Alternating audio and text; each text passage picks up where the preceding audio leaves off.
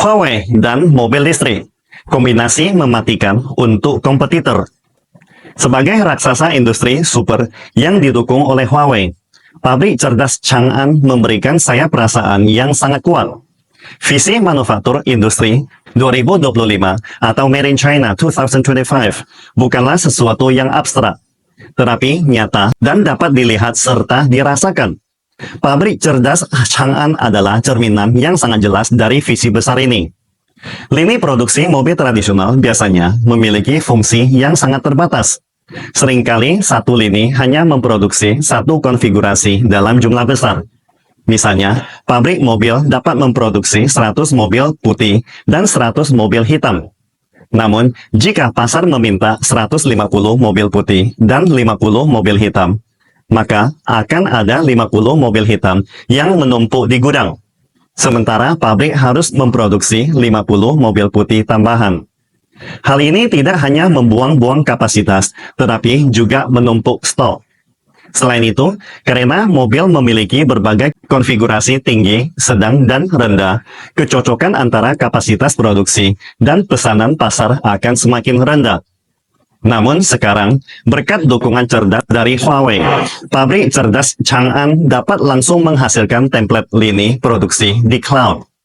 Pertama, template lini produksi dirancang sesuai dengan permintaan pasar, lalu dimasukkan ke dalam produksi nyata. Seluruh prosesnya seperti bermain game simulasi bisnis. Tidak peduli berapa banyak pesanan yang Anda terima, semuanya dapat dipadankan dari bengkel bahan baku, kemudian masuk ke lini produksi. Berdasarkan QR code pada setiap bodi mobil, penambahan spesifikasi dapat dilakukan secara tailor-made atau individual. Dengan demikian, efisiensi keseluruhan proses produksi meningkat pesat. Hampir tidak ada pemborosan kapasitas yang terjadi. Mobil Avatar 07 yang baru di pabrik cerdas Chang'an diproduksi dengan cara ini. Dan tahukah Anda bahwa pemesan mobil Avatar sekarang dapat melihat proses produksi mobil baru mereka di aplikasi mereka, yang berfungsi sebagai bukti kelahiran mobilnya. Selain itu, tentang smart manufacturing, seperti banyak konsep canggih lainnya, smart manufacturing sebenarnya bukanlah ide yang China kemukakan pertama kali.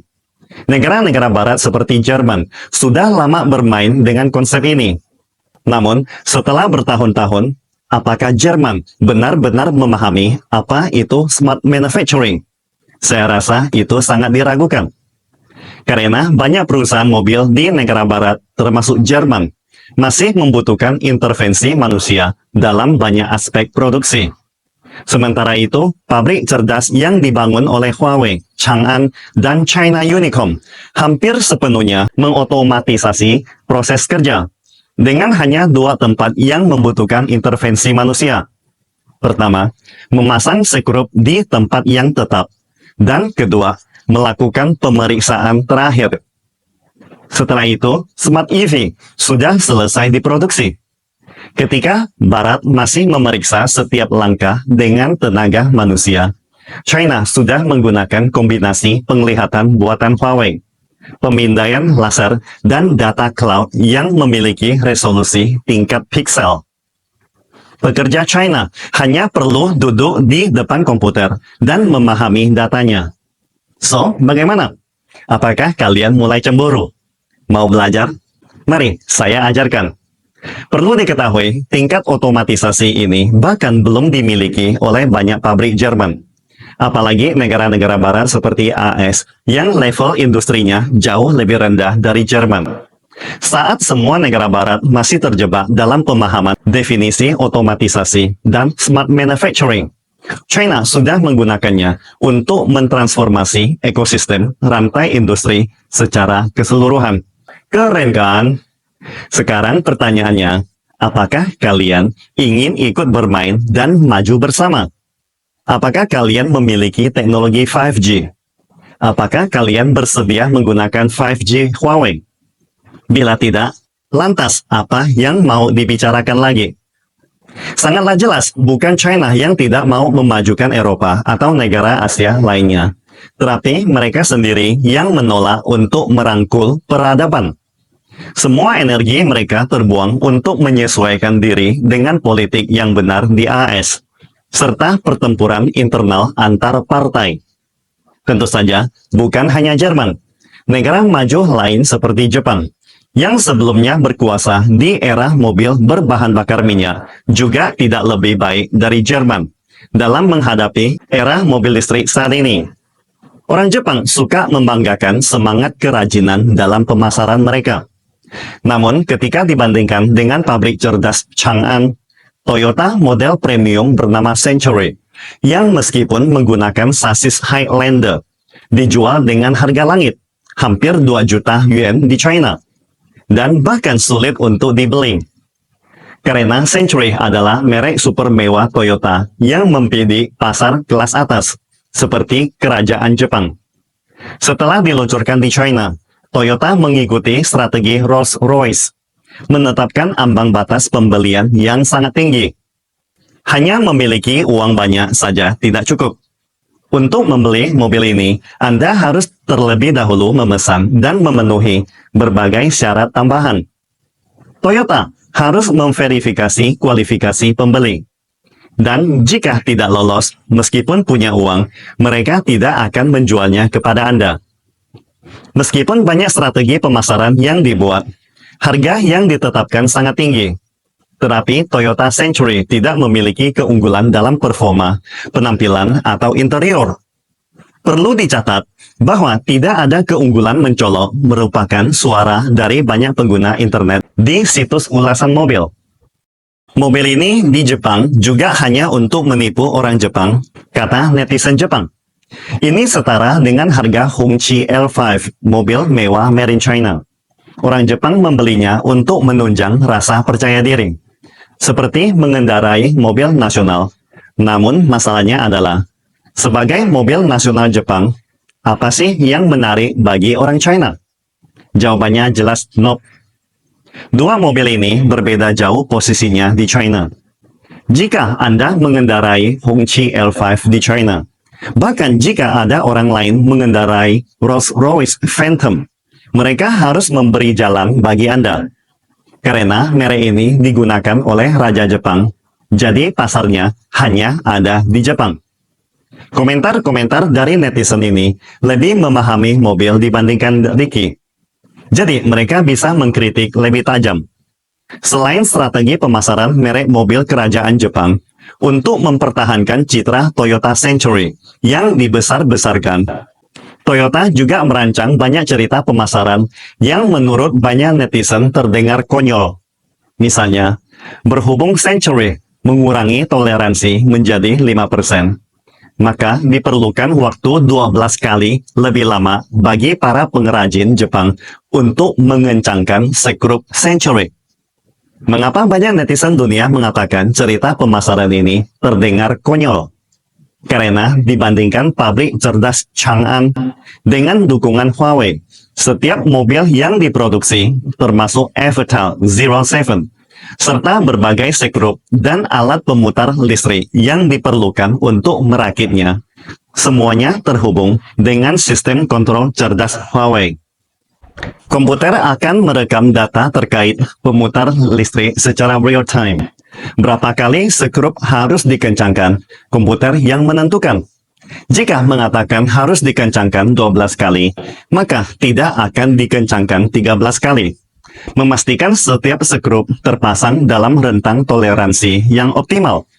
Tidak hanya itu, jenis sekrup yang diperlukan selama proses perakitan juga jelas terdeteksi di cloud.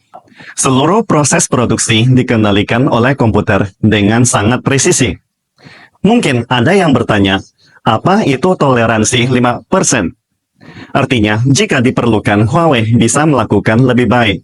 Dan waktu yang dibutuhkan justru lebih sedikit, bukan lebih lama seperti perajin Jepang.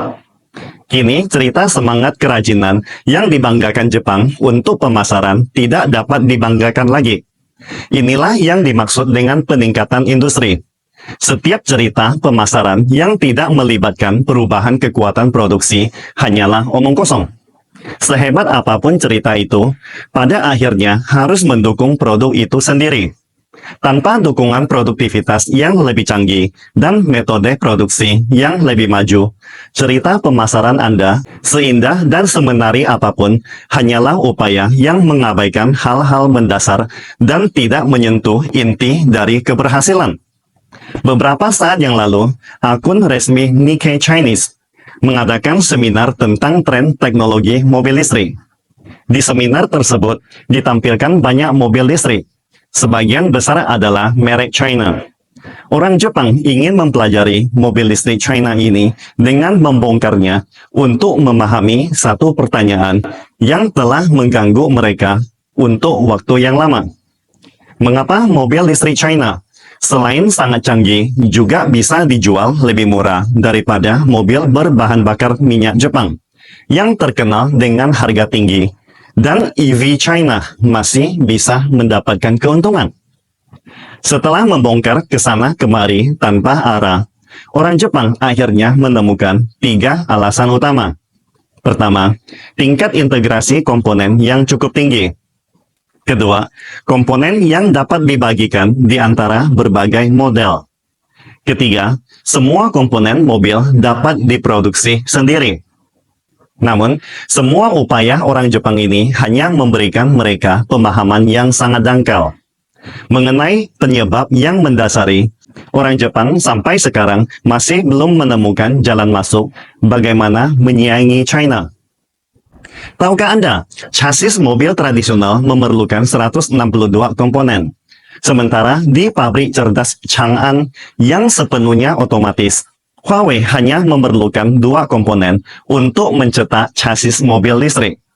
Ini tidak hanya sepenuhnya mengintegrasikan fungsi 162 komponen dari chassis mobil tradisional, tetapi juga karena tingkat integrasi yang lebih tinggi, kekakuan dan keandalannya juga meningkat secara signifikan. Namun, walaupun orang Jepang dapat memahami penyebab tersebut, tanpa dukungan dari teknologi Huawei dan keunggulan rantai pasokan China, semua hal yang terlihat menarik ini hanya akan menjadi ilusi bagi negara lain. Pada dasarnya, pabrik cerdas Chang'an hanyalah satu potongan kecil dari cetak biru ambisius Made in China 2025. Seiring berjalannya waktu, peningkatan industri China pasti akan meluncur dalam gelombang kecerdasan, mewujudkan visi besar dari AIoT. Orang Jerman telah menggembar-gemborkan tentang industri 4.0 selama bertahun-tahun. Tetapi sampai sekarang mereka masih membangun mimpi kosong, memberikan harapan besar atau cerita indah yang belum tentu realistis atau dapat dicapai bagi mereka sendiri atau negara lain. Sementara itu, banyak pabrik manufaktur China yang dipimpin Huawei berbasis Made in China 2025 telah berakar di seluruh negeri dengan prestasi nyata. Bila suatu hari nanti Anda punya peluang mengunjungi pabrik cerdas China, Anda akan merasakan intuisi yang sangat kuat. Jika model produksi ini telah sepenuhnya diterapkan dalam rantai pasokan China yang sudah sangat kuat, maka keunggulan manufaktur China nantinya dibandingkan negara asing tidak akan bisa dijelaskan hanya dengan kata-kata jauh di depan, melainkan akan menjadi serangan yang benar-benar mematikan. Kesimpulannya, teknologi tinggi yang dahulu dianggap sebagai puncak inovasi dalam industri otomotif tradisional, kini tampak ketinggalan di hadapan kekuatan dan metode produksi baru dari Huawei. Sulit dibayangkan betapa menakjubkan tingkat otomatisasi dan kecerdasan sebuah pabrik mobil modern ini jika Anda tidak melihatnya sendiri. Pabrik cerdas Chang'an misalnya memberikan kesan bahwa Anda bukan berada di jalur produksi pabrik mobil biasa, melainkan di lokasi syuting film Terminator, di mana Huawei berperan sebagai Skynet. Sementara Avatar yang dirakit di jalur produksi adalah robot T-Series yang terkenal dalam Terminator. Singkatnya, perusahaan mobil barat masih bertahan dengan jalur produksi tradisional yang bergantung pada tenaga kerja, layaknya pasukan perlawanan manusia melawan robot. Satu-satunya perbedaan adalah, kali ini, Pasukan perlawanan perusahaan mobil barat tak memiliki tokoh protagonis sekelas superhero John Connor yang akan memimpin kebangkitan mereka. Toyota dan Honda tampak tertinggal dalam persaingan. Volkswagen dan Mercedes-Benz mulai kurang menonjol. Generasi legendaris Rolls-Royce kini hanya mengandalkan daya tarik pemasaran. Semuanya kini berubah saat kita menyaksikan lahirnya toko-toko besar yang baru. Bagi Ricky, hidup di era ini adalah sebuah keberuntungan. Saya merasa bersyukur dapat menyaksikan merek-merek mobil China tumbuh sangat pesat dengan dukungan penuh dari Huawei. Hari ini, teknologi akhirnya kembali ke tangan peradaban China yang memiliki sejarah 5.000 tahun.